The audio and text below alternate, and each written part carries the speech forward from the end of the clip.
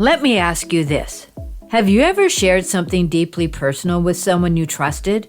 Like a fear, a dream, something that really mattered to you, only to have it thrown back in your face days later? Maybe they repeated it to someone else. Maybe they used it to make you look bad. But that betrayal stings in a way that's hard to put into words. Or maybe you told your spouse you were exhausted because you actually were. And instead of support, you got judgment.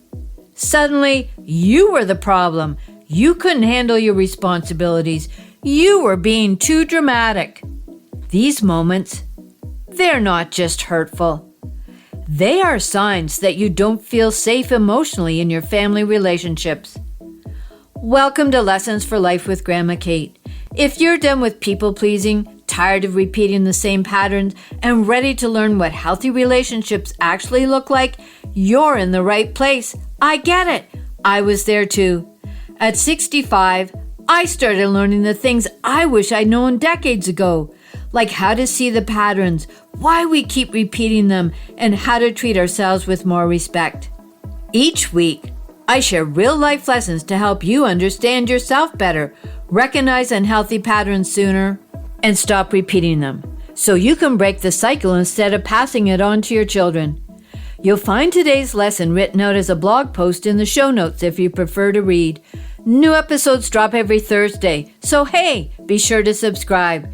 And if something here resonates, leaving a quick review helps others find their way here too. And if what I've shared speaks to you, I also send a free weekly newsletter, a 1-minute read, just 100 words, delivered every Monday morning with one reflection on loving yourself more, being your own person, and choosing yourself without guilt. You'll find the link in the show notes. Like a lighthouse, steady and strong, let's all shine a little brighter today. One of the hardest things about emotional safety is that when it's missing, it's normalized. You don't always notice it right away. You just feel tense, confused, a little smaller than you used to feel. And you tell yourself, maybe this is just how relationships are. But here's the truth. They're not. So what are the signs that you don't feel safe emotionally in your family relationships? These aren't meant to label anyone as bad or good. They're simply signals or ways your mind and body try to tell you that something isn't sitting quite right. Number 1, you walk on eggshells. You carefully watch what you say, how you say it, and even your facial expressions, so you don't upset someone. Before conversations, you rehearse your words to avoid causing a problem. You're constantly managing their mood instead of living your own life. And sign number 2, your feelings are dismissed or minimized. When you share that you're hurt or upset, you're told you're too sensitive. Oh, you're overreacting. You're making a big deal out of nothing. But over time, you start wondering if you're the problem. Spoiler alert, you're not. Sign number 3, you're afraid to be honest. You hold back your true thoughts, needs, or boundaries because it feels safer to agree, stay quiet, or go along to keep the peace. Honesty feels risky, so you learn to hide it. Sign number 4, there is ongoing criticism or disrespect. You feel judged more than supported. Sarcasm, subtle digs, or put-downs are common to you. You don't feel truly liked or respected for just being you, and that wears you down in ways that are hard to name. Sign number 5, tough conversations never feel safe. Important topics either turn into arguments or get shut down completely. Problems don't get resolved, so you learn it's easier not to bring things up at all and handle everything yourself. Silence becomes your strategy for survival. And sign number 6, you don't trust that your vulnerability will be protected. When you open up, what you share later is thrown back at you. used against you, or talked about with others. Instead of feeling comforted, you feel exposed. So you stop sharing. You stop risking. Sign number 7. Your body feels anxious around them. You notice tension, dread before seeing them, trouble relaxing even when things seem fine. A part of you is always bracing for the next mood shift, criticism, or withdrawal. Your nervous system is trying to tell you something. These are not the only signs. There are others. But these 7 are the most common and the most telling of whether you feel safe emotionally in your relationships. If you recognized yourself in more than one, that matters. These signs don't mean you're weak, and they don't mean you're imagining things. They mean your intuition is trying to protect you. Pay attention to that. And if you grew up as the scapegoat in your family, these signs can feel especially confusing because you were taught that your feelings didn't matter. So recognizing them now, that's not just helpful, it's revolutionary. Here's what happened to me recently. Last month, I finally ran out of gas. For days I'd been moving nonstop. Christmas decorations down, packed, stored, bills sorted, business work squeezed in between everything else. Dinner on the table every night when my husband walked through the door, which meant stopping whatever I was doing mid-thought to cook. But I kept going, and my body kept keeping score. One evening, my husband came home, and I wasn't in the kitchen. I was flat on the couch, not reading, not watching TV, just lying there, barely awake, staring at nothing. He stood in the doorway and said, "Are you all right?" I've learned to hate that question, not because he's asking, but because of what it really means when he asks it. It's not out of concern. It's more like, "What's wrong with you? Why aren't you functioning?" For a moment, I couldn't even answer. All I could think was, how do you not see it? The house didn't clean itself. The tree didn't walk itself to the curb. The groceries didn't magically appear. But I tried. I told him I was exhausted, that I'd been doing too much for too long, and I just needed to rest. He listened. He made himself something to eat, and I thought, okay, maybe he hears me. 2 days later, after I'd gotten some sleep and started moving again, he said it. Casual, almost like a joke. You just can't handle all the responsibility, can you? I stood there, stunned. He didn't offer to help. He didn't take anything off my plate. He just went to work every day, came home, and scrolled on his phone all evening while I kept running the house. And in that moment, I realized something I'd been avoiding for years. My feelings aren't safe with him. When I'm honest about what I need, it becomes proof that I'm not enough, that I'm weak, that I can't handle responsibility. So I stopped sharing.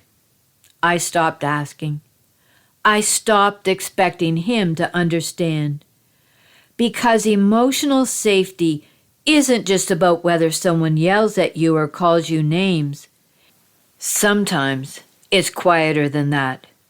Sometimes it's just the slow, sinking realization that the person you're with will use your honesty against you.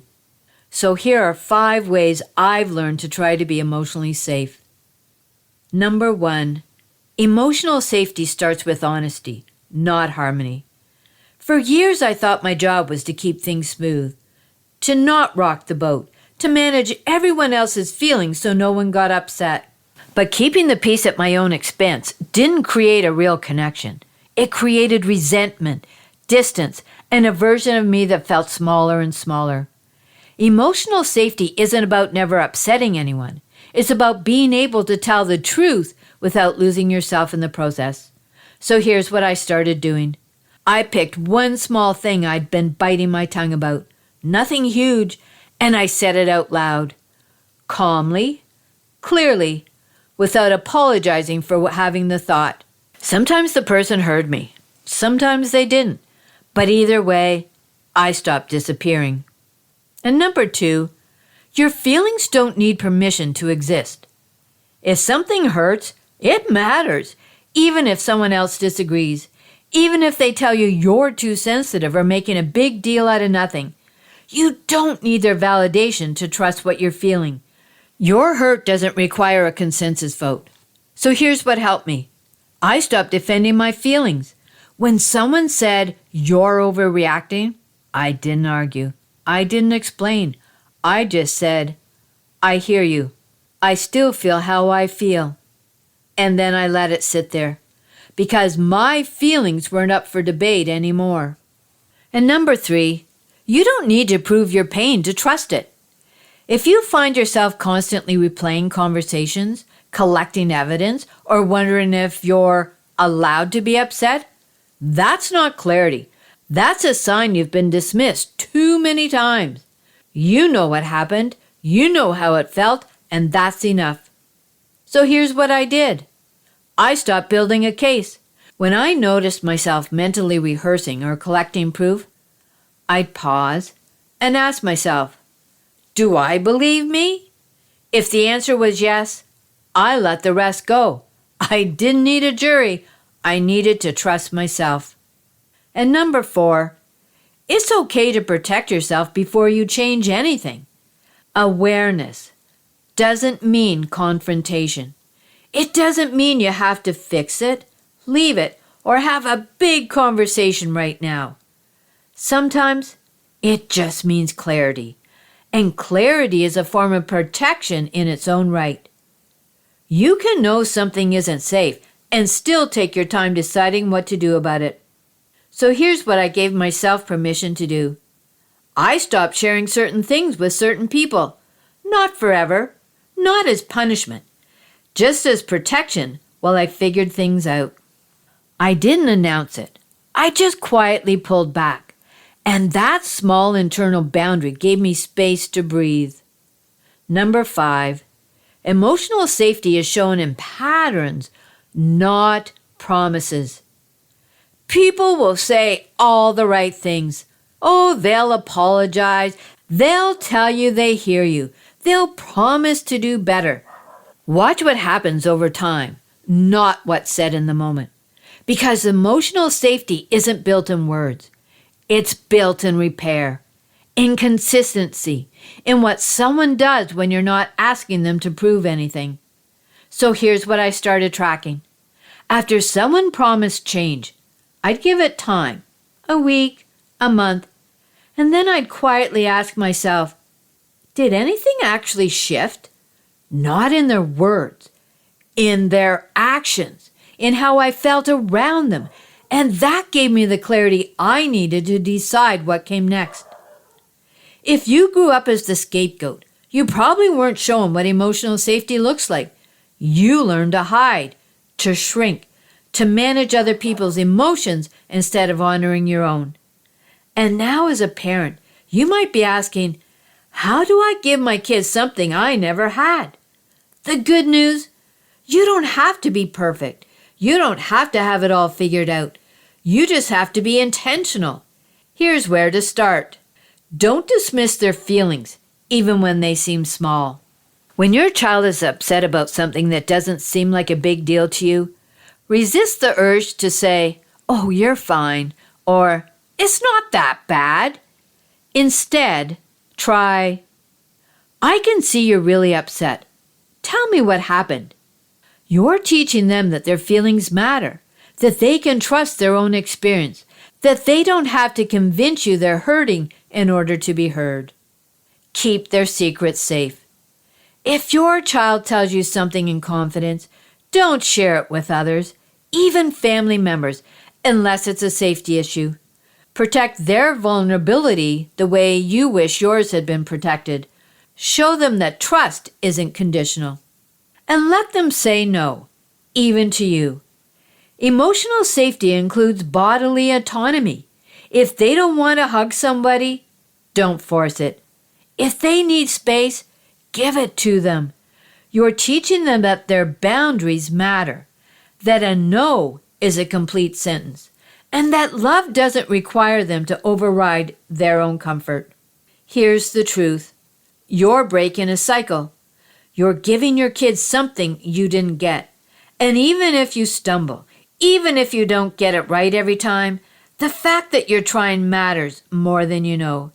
It's about presence, repair, honoring feelings, protecting trust. And your kids, they're learning that from you. So let me bring this back to where we started.